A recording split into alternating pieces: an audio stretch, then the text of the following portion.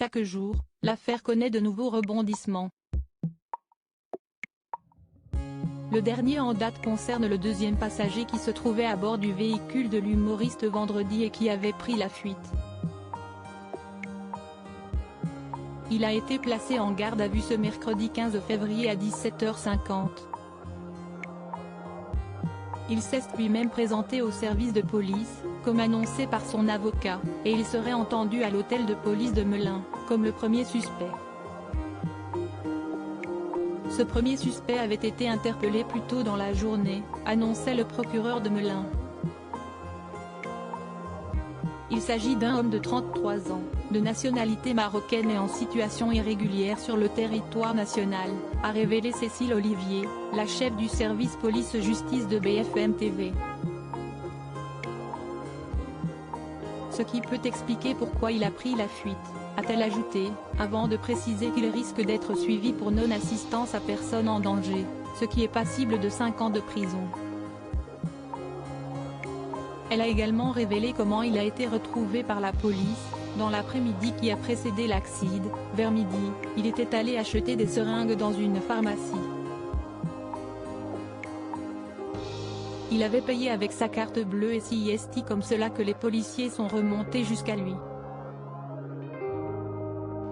Je n'accepte pas ces excuses. Pour rappel, l'accident s'est produit le 10 février dernier, dans la commune de Villiers-en-Bière, Seine-et-Marne, après que le véhicule de Pierre Palmade se soit déporté sur la voie d'Enneface et a percuté une voiture de plein fouet. Celle-ci était conduite par un homme de 40 ans qui, aux dernières nouvelles, a subi plusieurs opérations et est toujours en service de réanimation, tout comme son fils de 6 ans qui était à l'arrière et serait défiguré. Il aurait la mâchoire fracturée, d'après l'avocat des victimes Mourad Batik, qui s'est exprimé mardi lors d'une conférence de presse. Ce dernier a également révélé que l'autre passager qui était à bord du véhicule, à savoir une femme de 27 ans enceinte d'un bébé qui est malheureusement décédé depuis, avait subi une césarienne en urgence. Mais le bébé n'aura finalement pas survécu à cette opération.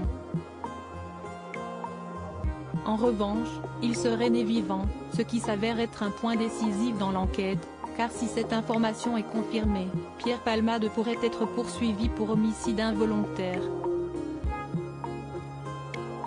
Celui qui était sous l'emprise de cocaïne au moment des faits, encourt jusqu'à 10 ans de prison. Pour le moment, il est en garde à vue, à l'hôpital de Melun, comme l'a révélé BFM TV ce mercredi. En ce qui concerne son état de santé, il souffre de 4 côtes cassées et quelques blessures annexes. Pour rappel, son pronostic vital était engagé le soir de l'accident. Mais il va mieux depuis, et a tenu à s'excuser auprès de la famille concernée par l'accident, comme l'a révélé sa sœur. Je n'accepte pas ces excuses, a déclaré dans la foulée une proche des victimes.